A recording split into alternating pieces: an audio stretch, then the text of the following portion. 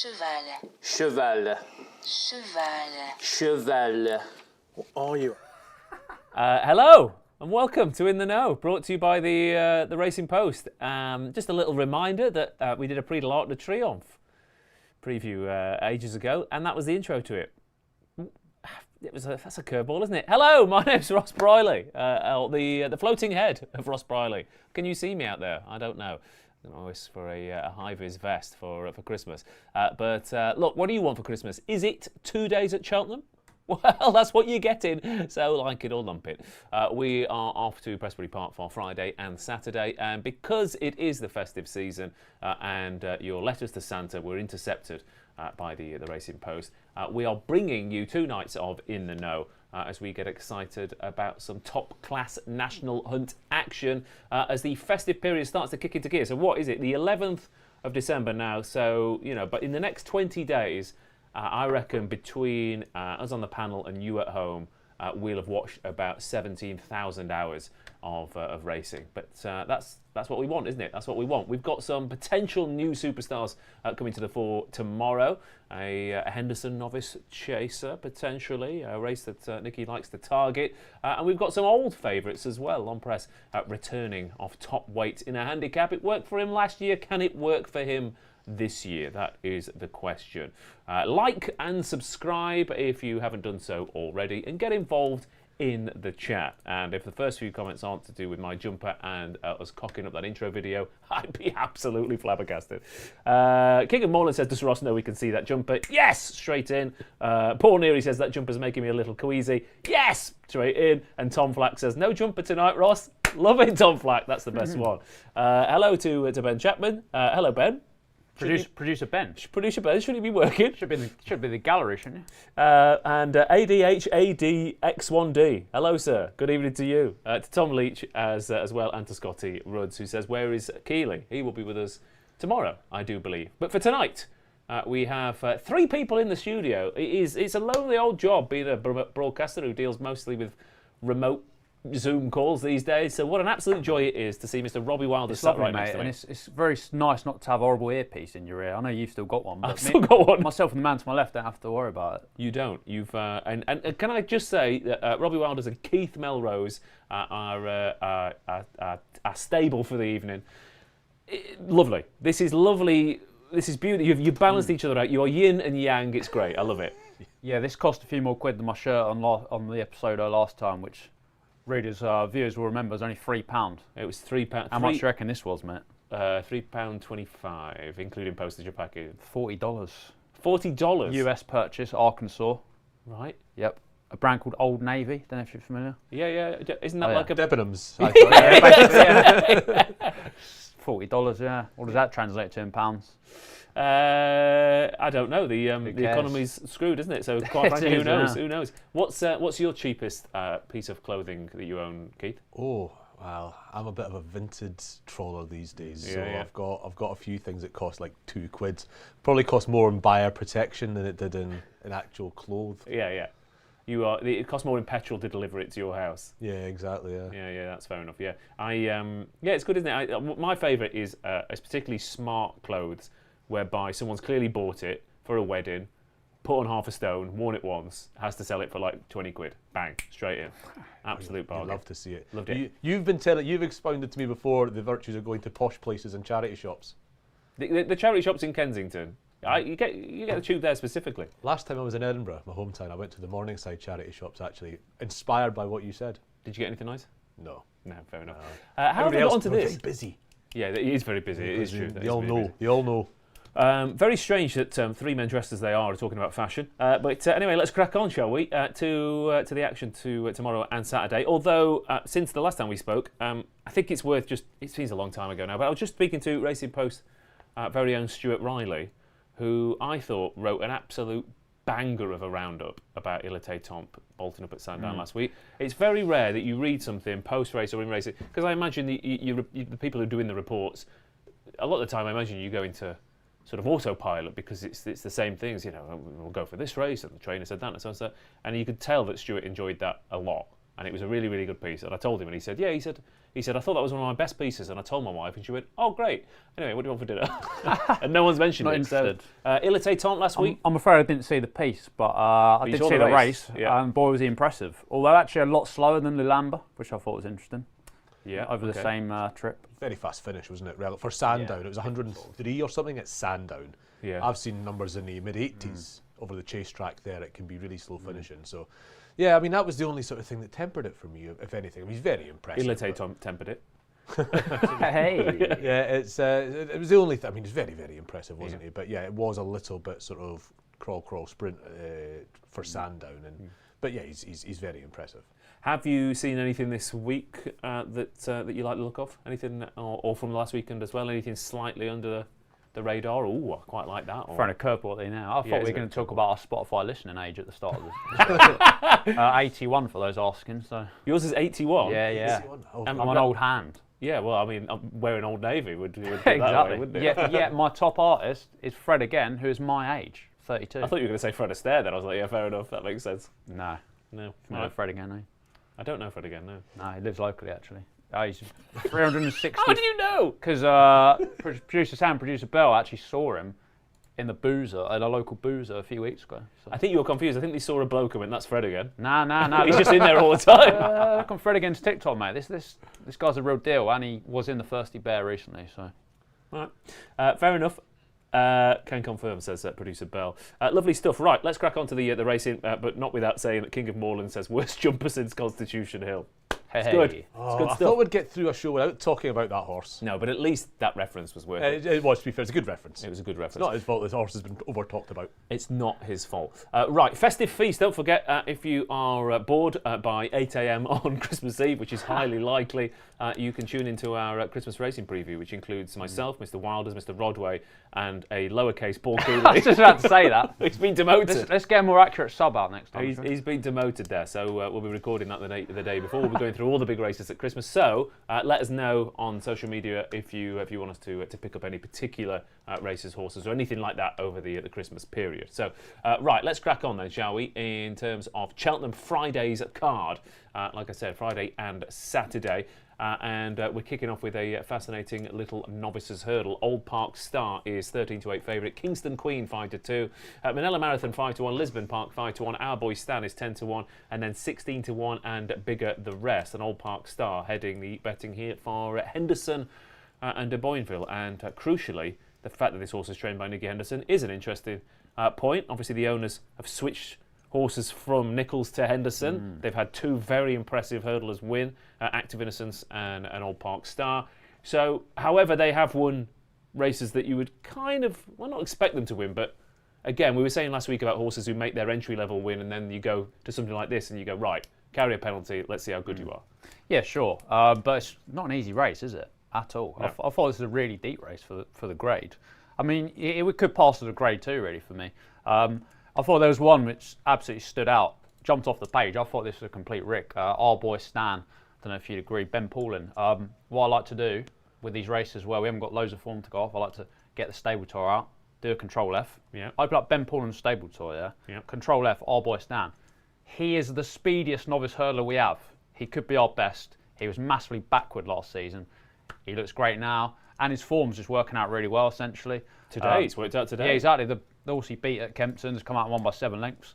The horse he beat at Foss Lasson's return, it looked quite a workmanlike performance. He was only 4-9, but the horse he beat came out and gave a good horse, Baron Noir, I swear, who I understand is partially owned by our very own Bet Chapman. Baron Noir obviously punched down Festival bumper winner. This Our Boy Stan, I like his form lines, I like his price a lot. And when Paulin says that, something like that, it jumps off the page to me.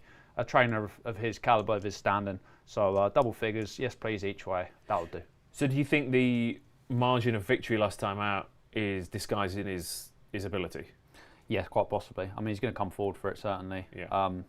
He's a half brother to Go Dante as well, should add. No, I like that pedigree. Yeah. Good handicap hurdler. He's going to go on any surface, it seems, from what he's done so far. So I thought that was a rick at double figures. All right. Our Boy Stan, who's a 10-1 shot. And Ben Pauling, who has probably, I guess, made his name with your chasing types. I mean, every time I click onto a Leicester or a Foss Lass or a wherever really. Ben Pauling seems to be having a point-to-point recruit bolt up in a novice hurdle.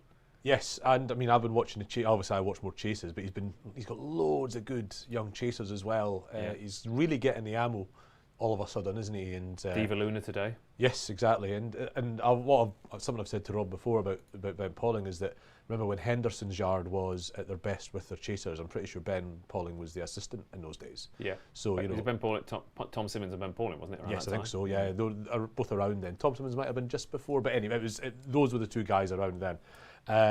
So yeah, he's just mustered with these sorts of horses, and I think our boy Stan being that sort of price in this race tells you how deep it is. Yep. It is a little bit of a pay your money, take your chance race, because you could have a 140 horse here and it finishes third. You know, not on the day necessarily, but you know, by the end of the season. Yeah. It's a race with a good history. You know, you've had Elixir to Nuts has won it, Chantry House has won it. Yeah. That's All Right, Gino's won it. You know, it's a Dice race. Art Enos a couple of seasons ago. Enos won it a couple of years ago. So it's loads of good horses have won it. It's going to live up to that. You know, Robbie has really, he's gone in with Albert, and it's a sexier bet than the one I had. I mean, Lisbon Park is the one I've sort of come down on a little bit.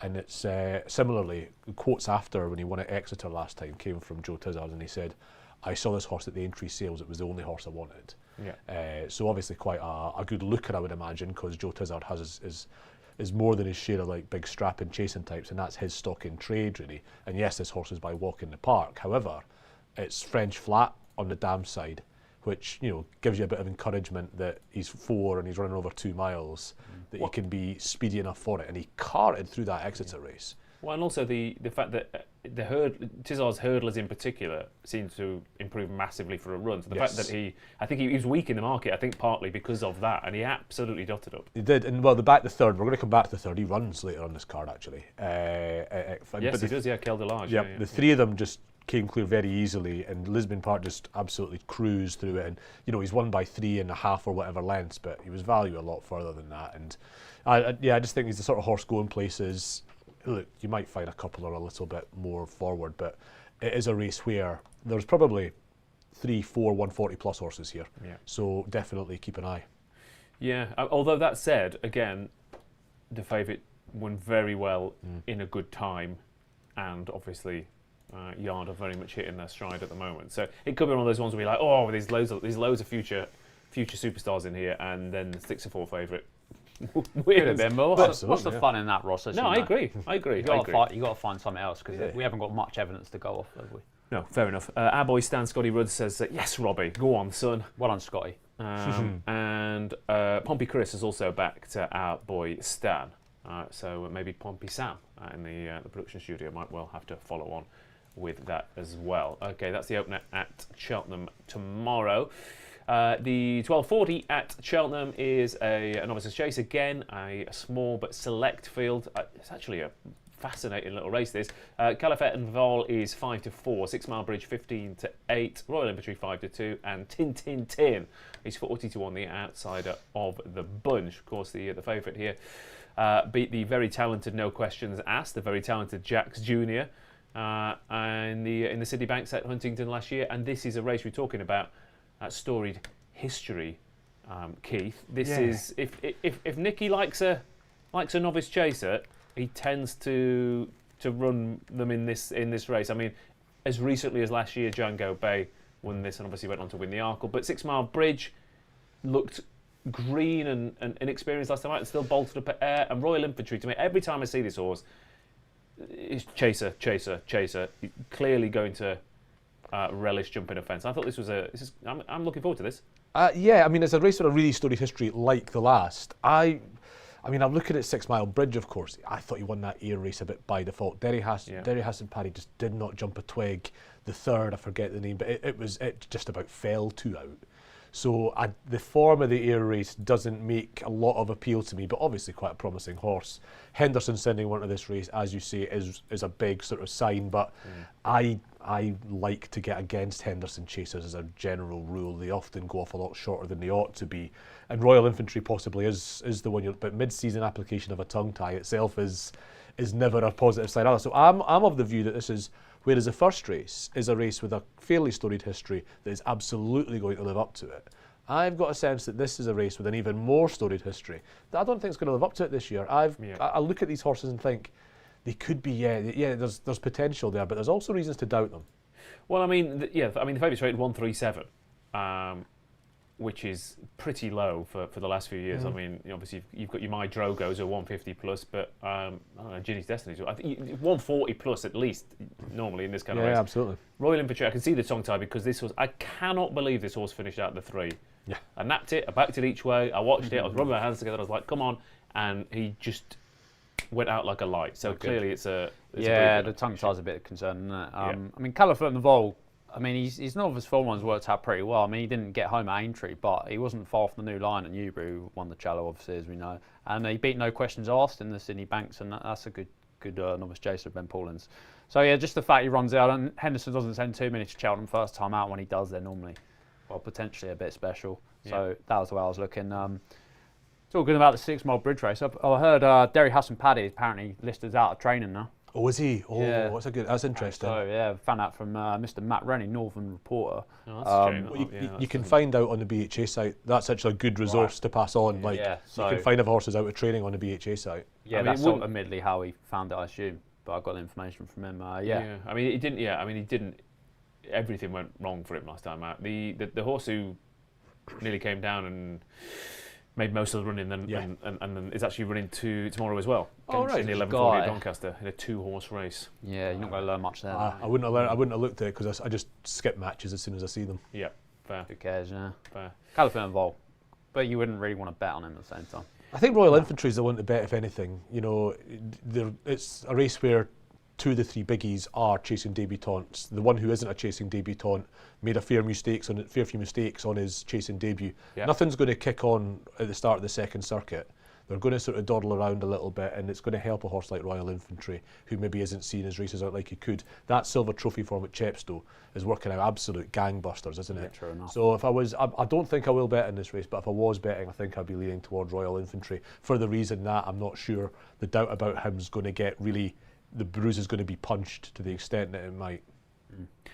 Back to lay though, I feel. Yes. Royal Infantry. Put it back in at 1.9 or something. Yeah, absolutely. There could be a lot of, well, if it's a crawl again as well, there's going to be lots of action, lots of 1 point somethings on horses in this race. So yeah, it's a really good play in a race like this. 5-2 Royal Infantry at the moment though. That's the 12:40. As for you in the chat at home, Tom Leach is napping number 5 in this race. Right, okay, fair enough. Johnny Schofield says, I saw Keith at Haydock on Betfair Chase Day, and he's massive. I'd only ever seen him sat down, so it was a surprise. You're a tall lad. 6'3"? Yeah, well, I'll give myself 6'4", 6'3" and 3/4, but I'll give myself 6'4". Yeah, you got the edge on me just. But yeah, I wonder if Johnny was the chap who came up to me and said he was surprised how tall I was. Yeah. I told him I've got small man energy, you see. Well, no, but do you not have the? Are you one of those tall people who, when they were younger, you know, if you get ribbed for being tall, I feel a lot of tall people sort of like walk around like that. It's also hard to like hold. You've got more up there, so it's harder to hold it up. Yeah. Who's getting ribbed for getting tall? Like, I think everyone wants to be tall, doesn't they?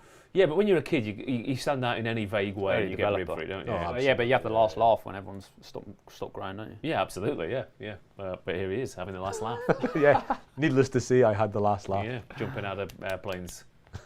With boxes and he's good at tennis as well. While you're here, Johnny Schofield. So yeah, this man's good tennis player. Yeah. Well, that's because he's got that power, and Andy Roddick. Ivo Karlovic. Yeah. 1:15 at Cheltenham is up next. Handicap hurdle over 2 miles and a furlong, where 11 of them line up. And French Emperor is 5-2. Fortune de Mer 3-1. Le Lupa 5-1. Iberico Lord 6-1. Kel de Large 15-2. Mellon 9s. Brentford Hope 14s. Continuance is 20s. And then Stoner's Choice, No Ordinary Joe. Thank God Keels isn't here. And Moutard also make up the field here. And this is very much one of these races that you could draw a line about halfway down that betting. Through horses who come into this in very, very good nick, and horses who we've all backed and go, well, yeah, but hear me out. Today he might bounce back because there's a lot of them. No Ordinary Joe is the biggest one, but I keep looking at Brentford Hope and thinking the same. Well, yeah, he ran last week at Exeter, and it looks like this is just, they've just turned him out quickly again. Have they abandoned chasing? I don't know. Yeah, but me and Robert haven't. Riding, I mean, she might transform. Oh no! No, as far as Mellon's still knocking around as well. Yeah, exactly. He's gone back in years as well. It's like Benjamin Button is Mellon. Yeah. He's a champ manager regen Mellon. That's him. But we had exactly that chat about No Ordinary Joe. It's like, when are they going to to say, right, when are they going to get him ready? Because, I mean, he's off 132 now. Which one was you talking about? On Ordinary Joe. Oh, no. I mean, no, we had this, no, I'm not backing him. Not backing him. Rate Faye Bramley though. Don't know if you're watching the show, Faye, but we respect you as a trainer. Oh, she's fantastic. Yeah, absolutely. She's doing a great job. But when are they going to get him ready? But I mean, look, it's hard, isn't it? Because No Ordinary Joe obviously was previously owned by JP, and Iberico Lord is the new No Ordinary Joe at the age of 7 as well. Because since he fell, was it last season? He seems to have completely gone at the game. However, there's always an asterisk with a JP horse who looks to have completely gone at the game and is tumbling down the handicap. However, we have 3 horses at the top of the betting: French Emperor, Fortune Demur, and Leloupa, who are in very, very good form. Unexposed 5-year-olds. French Emperor in particular, Nicky Martin, 6 from 9 since the season started. Wow. I mean, she just seems to go, you know what? Yeah, let's send out a winner today, and then not run one for another couple of weeks. But it was hard to know because it was that Cheltenham race where it was running practically with the lights off. And there is a slight caveat in the back of my mind that it took the widest route. I might be slightly flattered by that.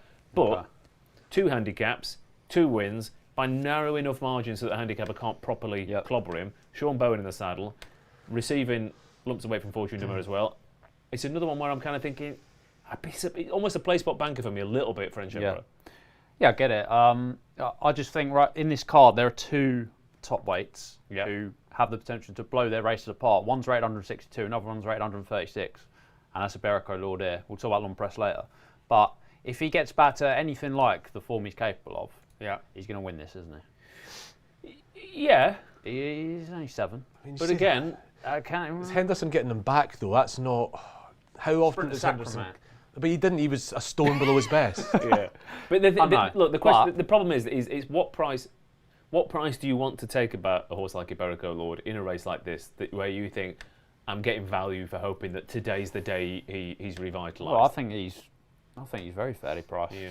I mean, on the upside, I'd crunched a few seasons ago the numbers of JP McManus horses in handicaps, single figures.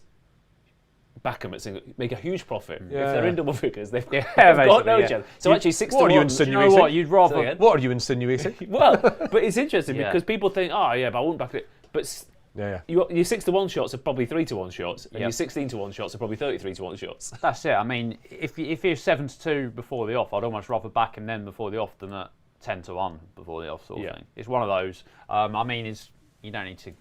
It's form a couple of years ago is obviously top class, beating Loda Sud, who was off something 129 at Newbury, and he's won the Greatwood in a ridiculously good time, and then supplemented for the Champion Hurdle. So it's been pretty poor since. Yeah. But again, it almost looks, fell at Ascot, Kempton. In my head, they always mix them up. It was Kempton. Ascot. Oh no, Ascot. Sorry, but he was even great at Kempton, really. Fell at Ascot, beaten 20 lengths, 43 lengths, 45 lengths, 26 lengths since. Yeah, I mean, it doesn't bode well for taking 6 to 1, does it? But he just runs in better races than this normally. Yeah, he does, yeah. And if he comes forward for his Greatwood run, then he's got a chance, hasn't he? I mean, even that day he was single figures. Yeah. Which maybe suggests they thought he was. Yeah. But a lot of horses finished out the back of the telly in that race. It developed into a bit of the first 4 miles clear of everything else. So I don't know. Yeah, it'd be interesting to see how that form worked because I mean we've seen Mirabad win, but Gibbs Island, Cracking Rhapsody, Rubber Ball, No Ordinary Joe have also run out of it and run poorly. So it was one of those weird races that I almost think whether there's a potential, Keith, that the next run out of that race, everything runs poorly again because it was such a slog. I was about to say quite telling. None of the first 7 or 8 have run since, and maybe tells you its own story a bit about how that race has been viewed and the tough test it was for the horses that day. So yeah, I think that's a fair point. Yeah. What do you like in this?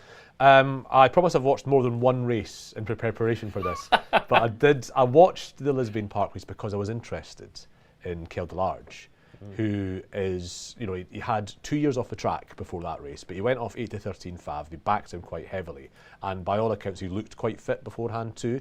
However, he didn't the thing is, you can, even after 2 years, no matter how fit you think you've got them, you can sometimes find that after such a long break, can you, that they aren't back to where you thought they were. And he did run like a horse that was just short of a gallop, to be honest. Given his bumper, he's a proper soft ground horse as well. Yeah, give a look at his bumper form as well. You look at what his earlier runs in bumpers in his hurling debut. Yeah. Tell me that's not a 114 horse.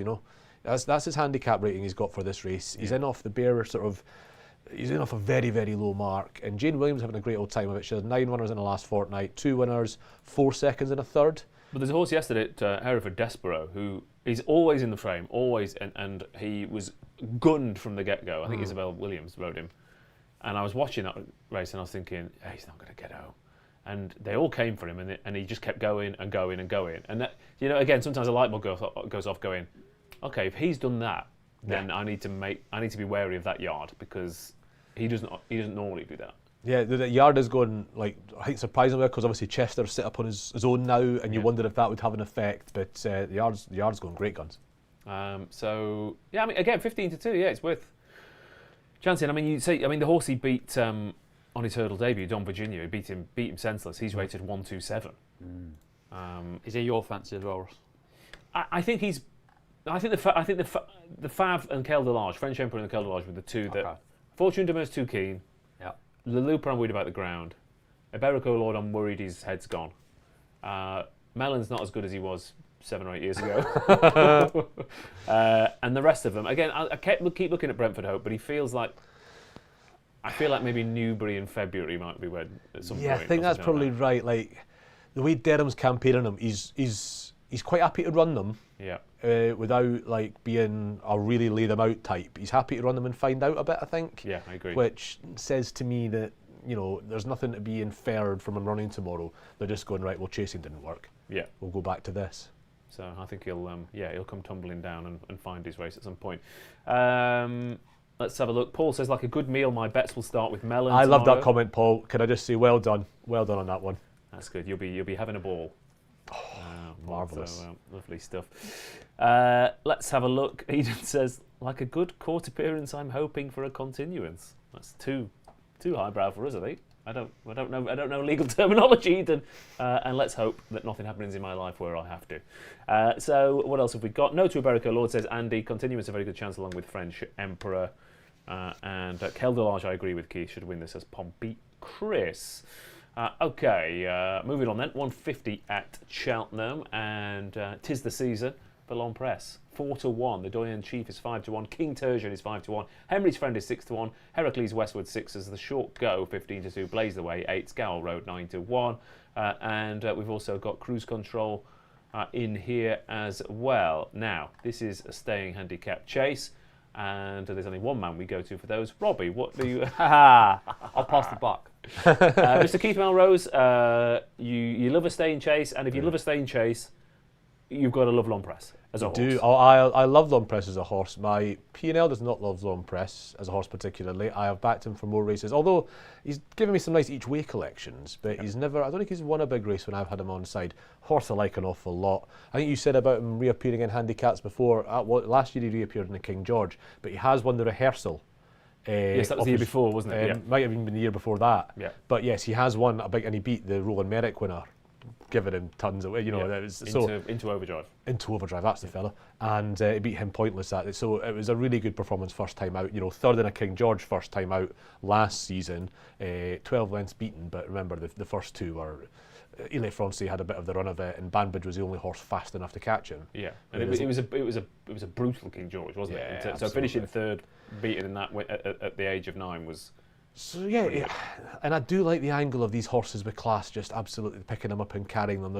It's the old James Willoughby theory about the handicap ratings are actually too condensed, and that good horses are much better than handicappers than the current handicap scale can allow. And Graham's Rollins has been banging on about that all through the flat season as well, in terms of and also there just aren't enough horses around exactly these days either. Well, imagine getting Graham Rodway and James Willoughby in a room together. I know.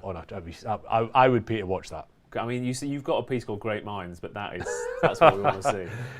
So I mean, that's Frost Nixon. That is.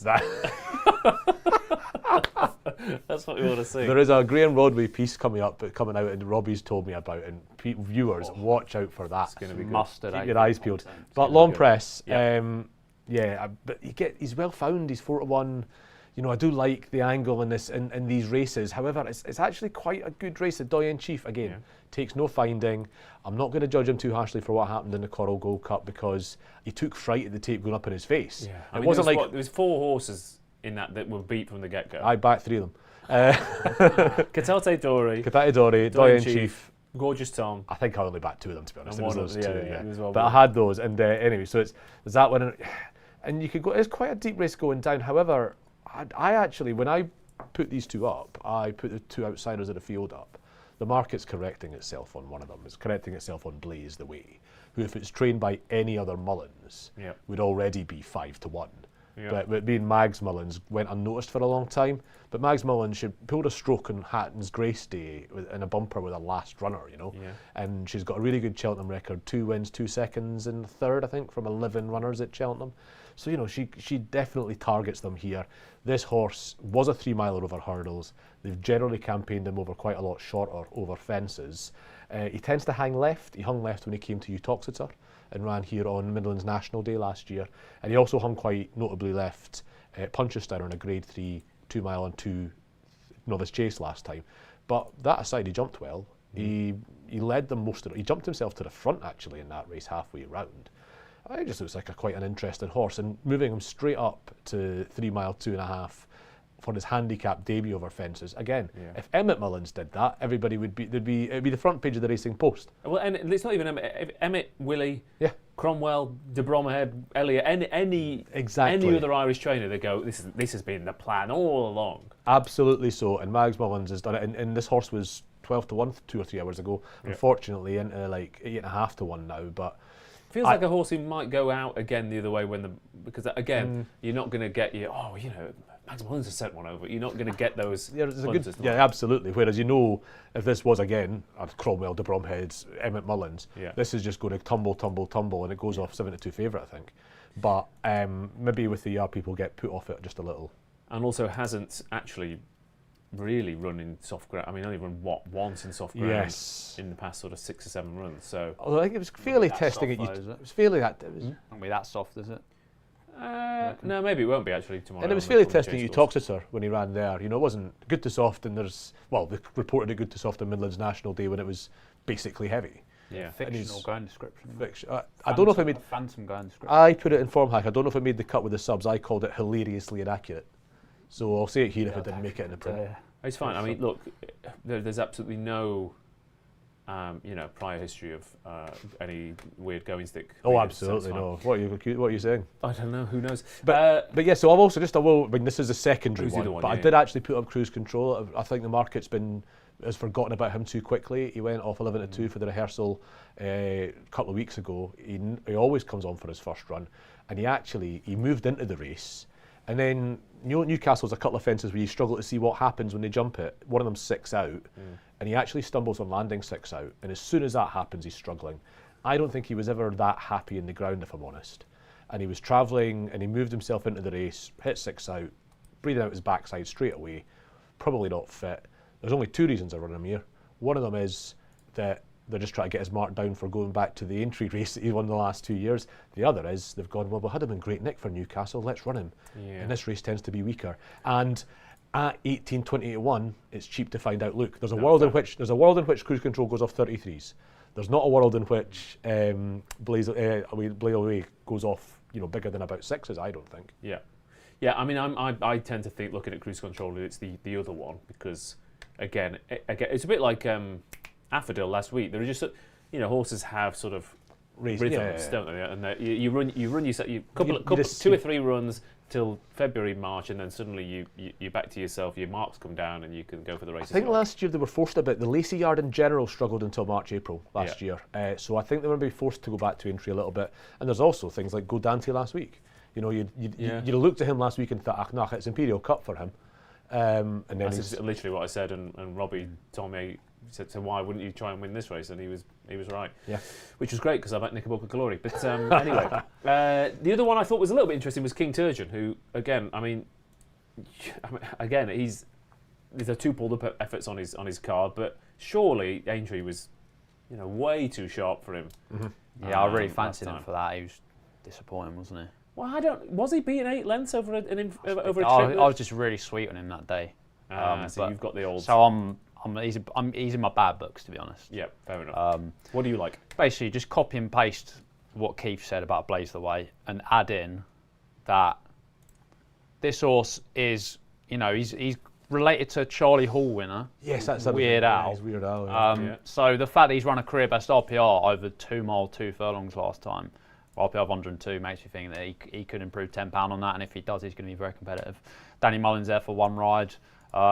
I'm very keen on him, to be honest. I could see him shortening a little bit more to what he is at the moment. Mags Mullins hasn't had a runner at Cheltenham since the COVID festival, actually. Exactly, 2020, and she obviously trained Martello Tauto in the Albert Bartlett in 2014. She picks her moments and has a £30 level stakes profit at the track. All right. So that will do for me, Ross. If you've got an Albert Bartlett winner, they're always massive Yeah, prices. true. I think true. that was responsible for most of it. Yeah. So, but what you're saying is that she waits and there's another flu epidemic. She's got. Yeah, Let's go. we've got. You know that flu that's going around at the moment. Yeah, Mags Mullins has got a runner at Cheltenham. All bets are off, lads.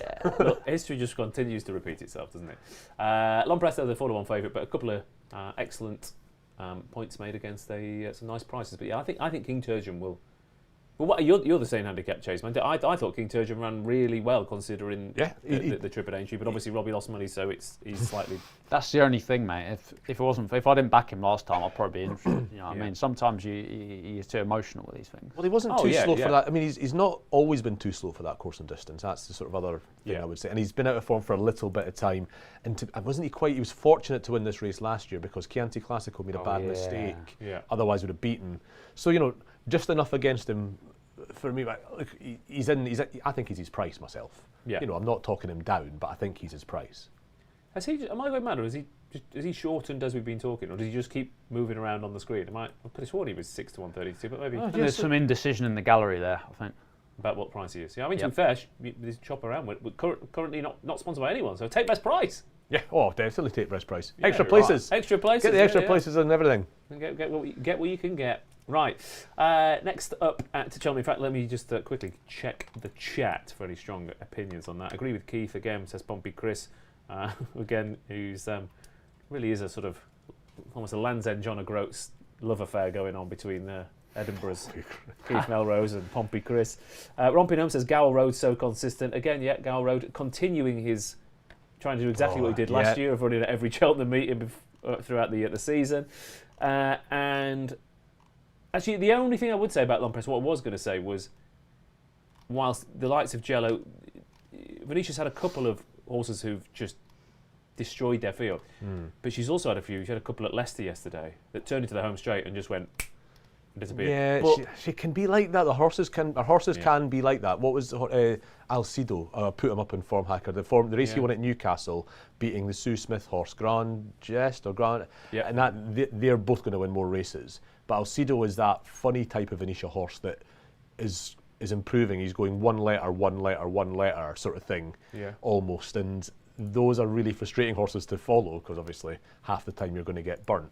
But there's certainly enough coming out of the yard. Yeah, fair enough. The next race at Cheltenham is the Veterans Chase, and we have some absolute top-class veterans, or formerly top-class veterans, lining up here. Eldorado Allen, who was a winner here in a very similar race 28 days ago, is 3 to 1 favourite. Courtland 4 to 1, Fugitive 9 to 2, Copperhead 7s, Lemilos 8 to 1, Torn and Frayed 10s. Can You Call is 10 to 1. Whistle in the Dark, who won well last time out at Carlisle, is 11s, and we've also got former Cheltenham Festival winner Seddon in here as well. So this is again a race full of horses that if you haven't backed at least one of these, then you've probably only just started betting on horse racing this week, I would imagine.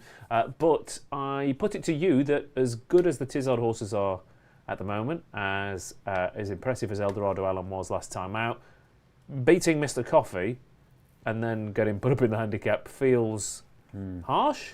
I think that's a bit mean on Mr. Coffee, mate. Is it? Very consistent horse. We'll talk about him. We'll talk about him more in detail coming up. But I was dead keen on Eldorado Allen last time because he's so good fresh. Form figures after 189 days or more: 1, 2, 1, 1, 2, 3, 2, 1. 189's a funny old number to pick, isn't it? Yeah, but I didn't want to have like 50. It's not that much. Fair enough, mate. And he tends to, the second time after an absence, he either runs to a similar level or goes backwards. And if he doesn't improve on what he did that time, then this is quite open, I think.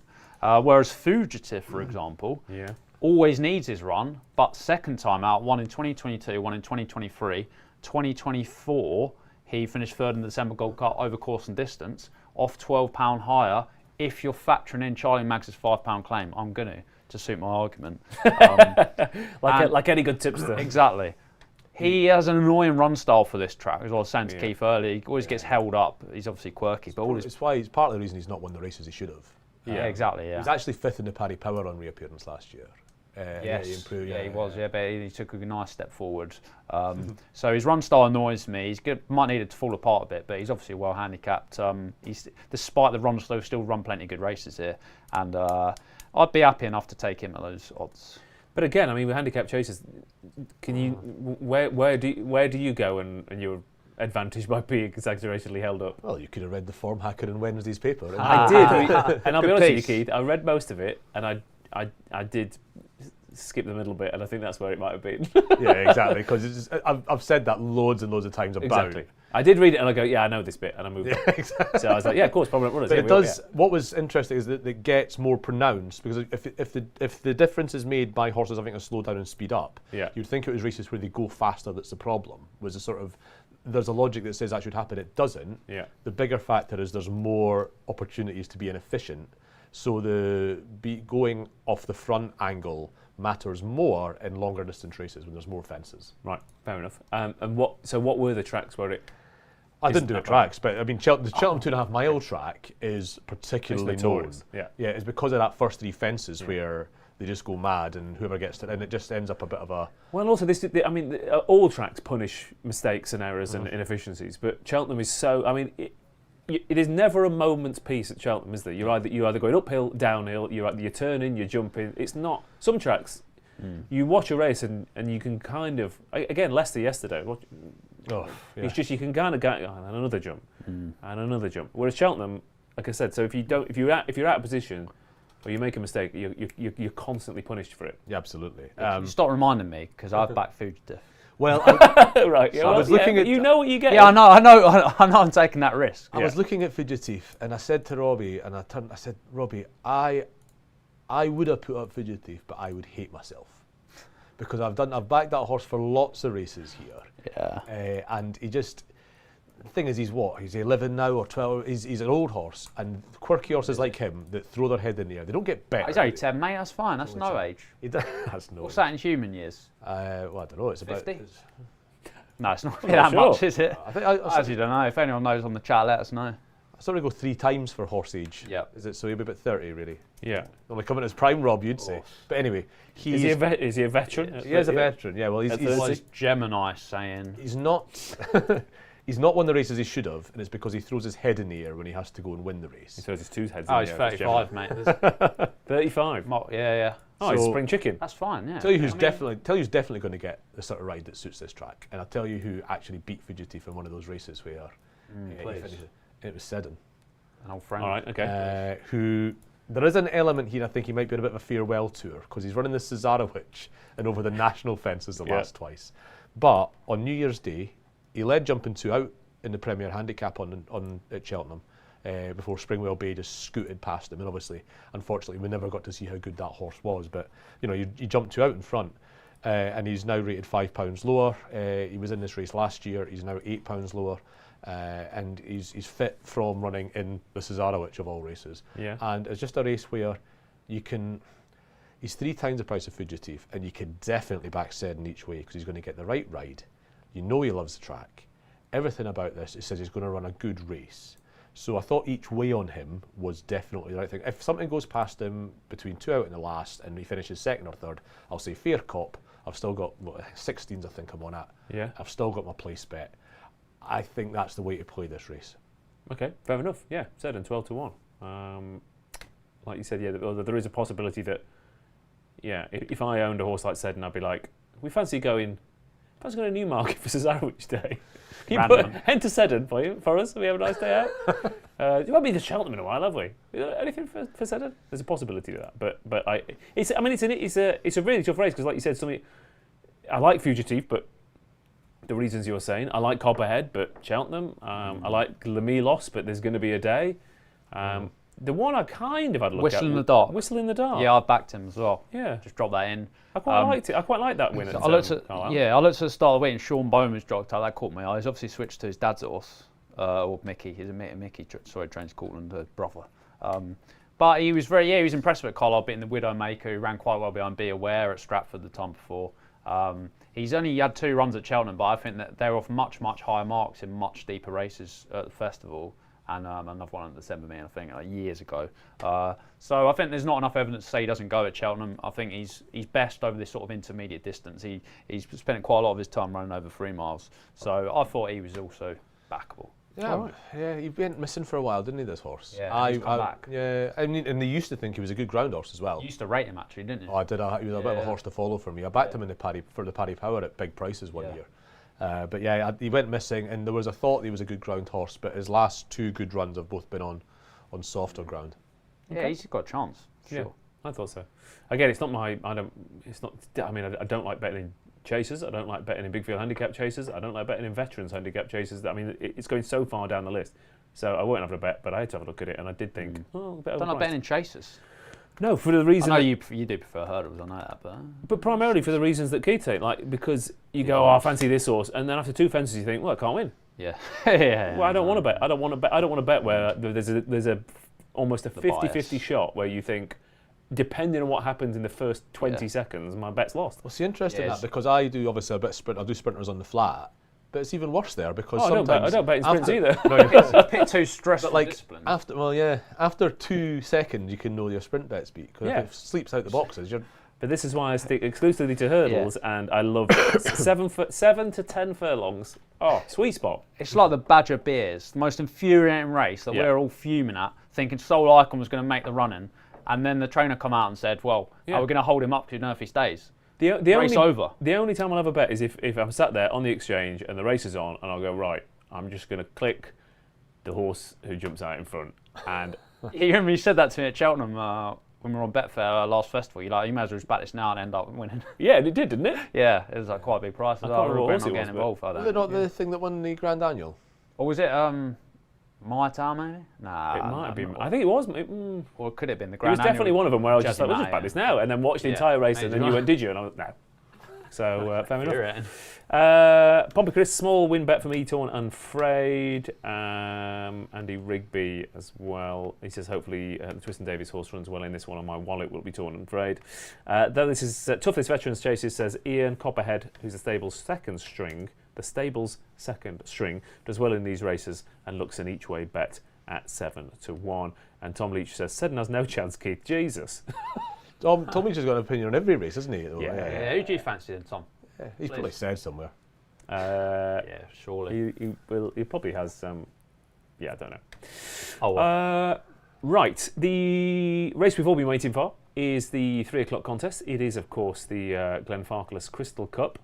I don't know what that is, but it sounds like if we keep mentioning the sponsors, maybe they'll send us something. In fact, shout out to the was it Dimp, I think, on Twitter, sent us a link saying that we keep complaining that wine company won't send us any wines. So he sent us a free sign up to the Virgin Wine Club. So thanks for that, Dimp. He's like, if you stop complaining, basically sign up yourself, get your own wine, I think was the message there.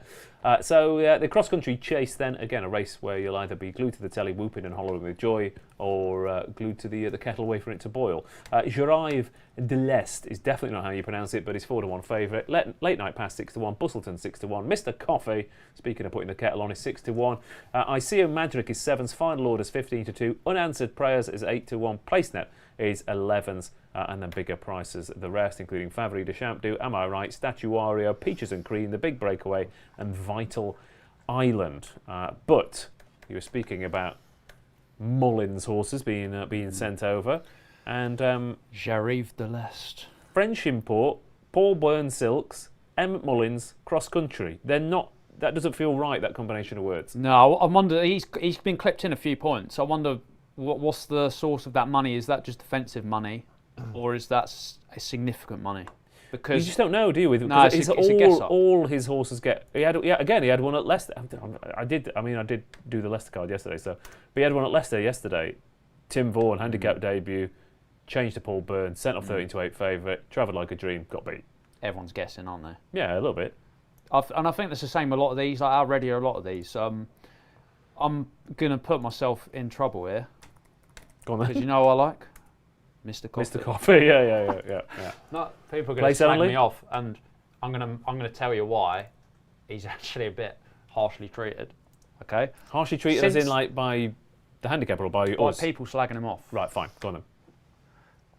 I feel like tomorrow might be the day. Cool, no, I want you to. I want Yeah, you to I will, justify right, okay. 17 Basically, defeats any- over fences. Yeah, come on. Let's go through one by one. Since the 2023 Grand National, Mr. Coffee is running 7 Premier handicaps or cross-country chases, Yeah. and you've got an each-way return every single time, Yeah, fair, yeah. and he's never been short than 5-1. And you know what? You know, mark, you know what they're mark- going to be trying really hard to win this. You know what mark he was after that Grand National?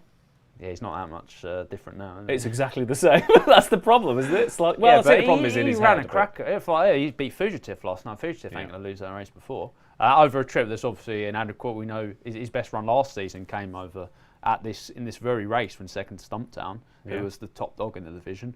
I don't know. I think he's not a terrible each way shot. Sad thing about Mr. Coffee is you can't do it with a horse like when he passes away. Unfortunately, you can't cut him open and realize and see how good he could have been. what was blocking it? What was exactly. it? Yeah. You can't you won't cut him out and you'll be a 170 in there and you can tell, but he clearly just keeps it back. Yeah. However, and again, look, 6 to 1 to 5 places, 5 to 6.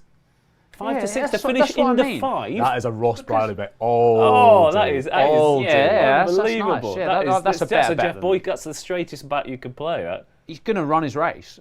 He's going to be ready to rock. Like, yeah. That's But my he way in won't- because I But feel he like, doesn't want to win, does he? well, he wants to beat every horse apart from one of them, doesn't he? He wants and to he just does have that a quite lovely lot. time. He wants to run around with all his friends, and he's very supportive. He's like, He runs you a know lot what? of good races. He does, but he doesn't win, Robbie. He doesn't win, but he actually wins you place money. Yeah, I know. So that was my angle. 7 5 to 6 to Premier finish in the chases. five. That is, to be fair, that is a bet I'd have. Yeah, That's genuinely a good price. I was expecting sort of 1 to 2 or something. 7 cross-country or Premier chases, and place returns on all of them. So 5 to 6, that's the nap, mate. 11 to 10 to finish in the 4. Oh, let's not get carried away. No, You think he's harshly treated? I'm joking. Ross is going to back both them. Yeah. He's going to have Yeah. 11 to 10 to be in the 4, 5 to 6 to be in the 5. Yeah, and then when you're all going, what a finish, I'll be going, yeah, 4th, great, perfect, lovely stuff. If you are doing a naughty each way multiple, though, get him in it. Yeah, or yeah, place absolutely, yeah. accumulator, place pot, whatever you're going for. I Actually, don't is know. this I've in the just place? got this feeling he might do it tomorrow. Does he? I've never had that feeling before with him. All right. So Well, yeah, fair I'm enough. probably going to be wrong, and we're going to be laughing this time tomorrow. But we'll see. I feel it's a bit like it's like when people wake up and go, "I could win the lottery today," and everyone has that feeling once. Yeah. And this is your It just day. never happens, isn't it? Look, I would love him to. I'm not It's being. going to be hilarious when he does it. I would love to see it. I genuinely would. I It'd would be love to see front it. page stuff, wouldn't it? He'd be parade. He would. It would only be. You should retire him instantly afterwards. Yeah, I agree. Yeah. As soon as he crosses the line. Keith, is Mr. Coffee going to win the cross country? No, I don't think he is. I I'm think he's not persuaded, you know. No, you've not. Ross has persuaded me. Yeah. Those are bets. Those are bets. Because I struggle with the cross country. It's not a race Yep. I especially like. The way the market's going, I don't think it's going to be the day. But I did look at the race and think, am I right? Is just the sort of underachiever that runs well in these races. You know, he's been fourth in a top. He was fourth in the Galway Plate last time. The way the market's going, maybe today's not. Also, they get livelier ground on a cross-country course compared to the rest of the Cheltenham course. So I think it might be the festival they're going for with him or whatever. But I think he'll run a big race over these fences at some point. I expect. I would need the market to speak in his favour to say it's today. But yeah, I'll be keeping a wee eye on him with a view to maybe the day that the market speaks positively for him over the banks, because yeah, he's the sort of horse that I think will suit these races. Yeah, no, I'm inclined to agree. And to be fair, his last couple of runs in the summer were fantastic runs. Yeah, absolutely. He won. Is it the Midlands National? They call that Kilbeggan or whatever. It's the. It is the Midlands National, yeah. And it's not the real Midlands National though. We know The that. Kilmurray's Home Value Hardware. Oh. Midlands National. You're getting some nails in the post. Sounds ominous, doesn't it? But okay, so Am I Right is... I've what got we best think. price 20s on this on the card. Yeah, maybe. Sort of weighting a handicap, mate. Well, he's just... The thing is, his mark's not immediately brilliant, but he's probably just certainly better than them, isn't he? But 2-1 in the 5. 2-1 in the... The thing is, he probably either wins or finishes quite far. Fifth. He goes very close or goes out the back a bit. Yeah. So yeah, he's got my attention for cross-country races. Whether or not it's today, we will see. Okay, fair enough. It might not... I mean, again, the De Bromhead horses, it's another yard that's a little bit strange in the sense that they're running well. They're constantly running... What? Johnny Pearson, your friend and mine, Yes? has been he's been mithering everybody all week, thinking that because they went like 30 odd runners without a winner, the Bromheads. Yeah. And he's thinking it turns this week, lads. It's going to turn this week, and he's had a winner today at Punchestown. And I think he told finance department. He just needs to stop going on about it, mate. I mean, that's what I told him at the Christmas party. Like, don't tell anyone about this, mate. People don't care that much. And I think he took it on board because he had a good night by all accounts. But Johnny gets bees in his bonnet like this, and you know He's just. I quite know. But He's you not find the wrong. angles. He's not wrong, but He's not wrong. don't keep saying it. Yeah, fair That's enough. all I'm asking for. Anyway, so it's like you sit. I'm 3 chairs away from you, Johnny. We get it. He's had a winner. You've made your point. Now move on. All right, fair enough. Well, with that in the locker, let's move on. Quick words in the chat. Just place bet Mr. Coffee job done, says Lee Richardson. Welcome to the team, Lee. Yeah. And like Late Night Pass here says Steve won it 2 years ago off £2 lower. This is the second run after a wind up with Gina over 3 mile 5. And Ian Macy says not had a bet on this race and Spot the Difference won it a few times.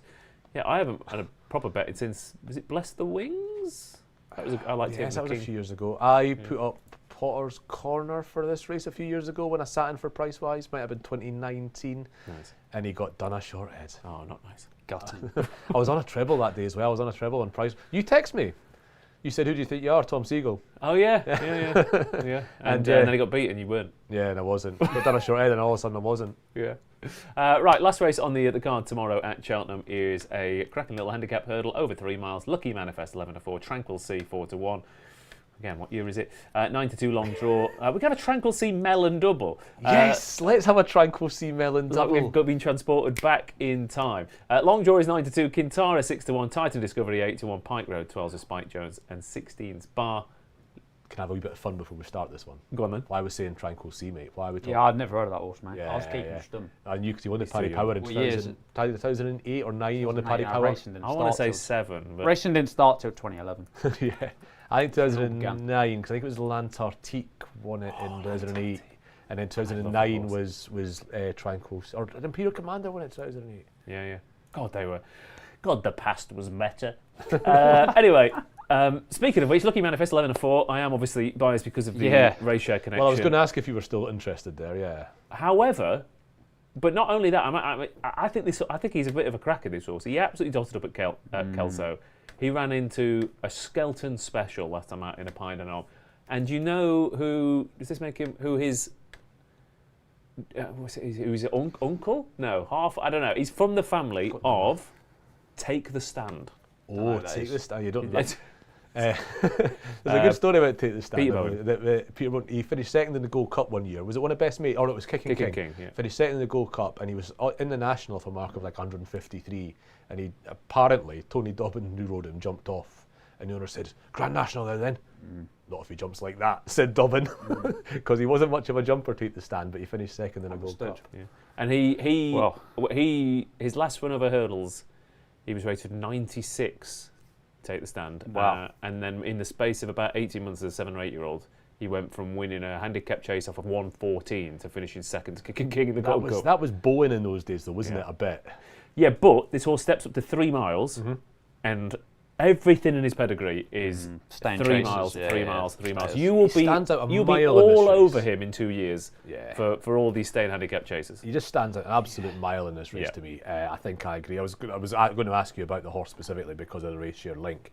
But something I have noticed as a side point, it's not directly related to backing this horse or not today. I've noticed, obviously, race share who have some very brilliant minds in their stable, and I've seen a Tony Bloom horse in the last week, both with Tom Lacey. Yeah. The big boys know. Big boys know Lacey's good. I know Lacey's good. Of course he's brilliant.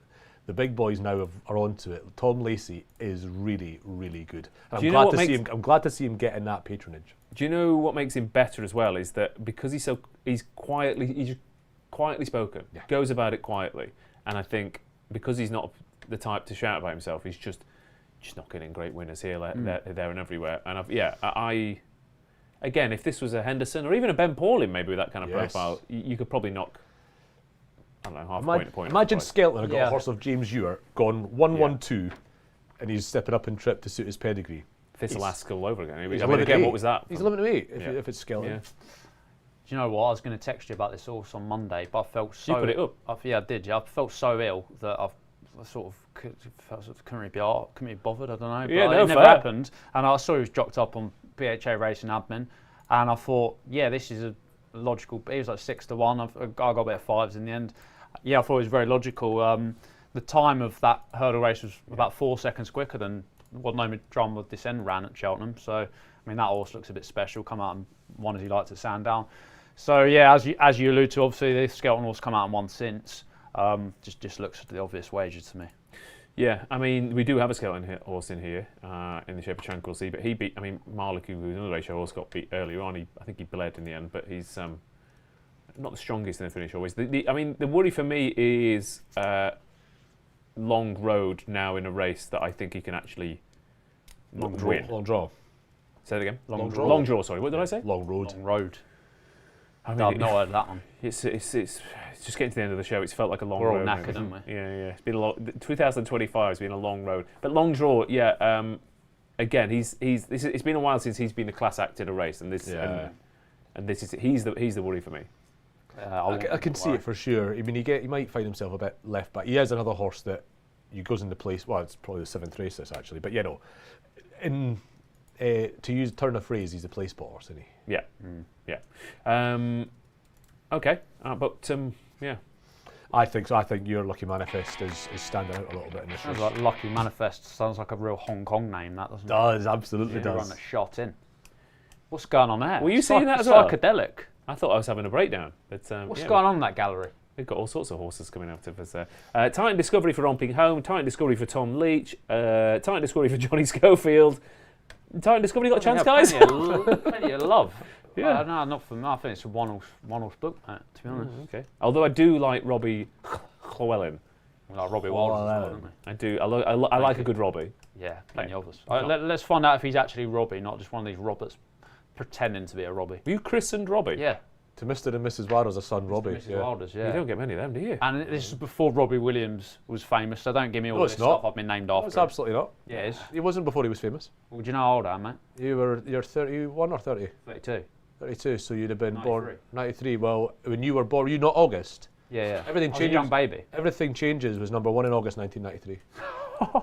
Some knowledge. It looks like I'm trying to get rid of us. The things have gone off the screen. Yeah, I think. I think it was actually Prey. Never think. Right. Oh my So, God. hey, knowledge anyway. Things you didn't know about Keith. He loves Vinted. He's 7 foot tall, and he knows the entire history of Take That singles releases. It's more 90s chart actually than Yeah, Take That specifically. I should point out. No, fair. Now that's what I call knowledge. Right. Wow. We will have the naps in just a second, but before we go there, what has the gallery got to put up on the screen for me pre-naps? Let's have a look.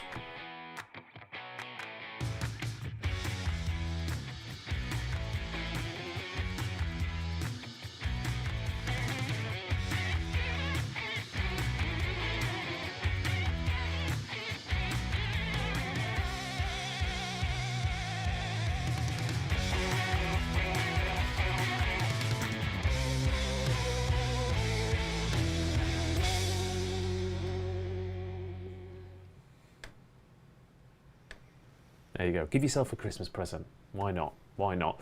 Right. Friday of a wonderful 2 days at Cheltenham. Best bets. Mr. Wilders, it's over to you. Mr. Coffee. You are. No, I'm winding you place. up. Can't do that. Oh, That's mine. a good one, isn't it? No, I'll have the Ben Pauling horse in the opener.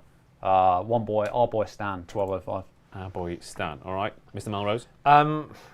I don't want to nick, but it is Lucky Manifest in the 625 at Cheltenham. But no, in the last, he's the one that is the sort of likeliest winner. But you probably want to stay and chase it out of me. And I'm going to stick with Blaze the Way because that'll keep shortening up, I think. So yeah, Blaze the Way for me in the 150.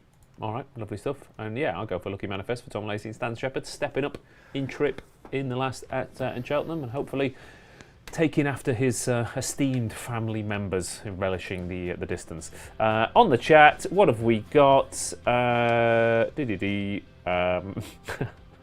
No naps, but Ian Macy says Relight My Fire and Babe were number 1 in 1993. Yes. Everything Changes was 1994.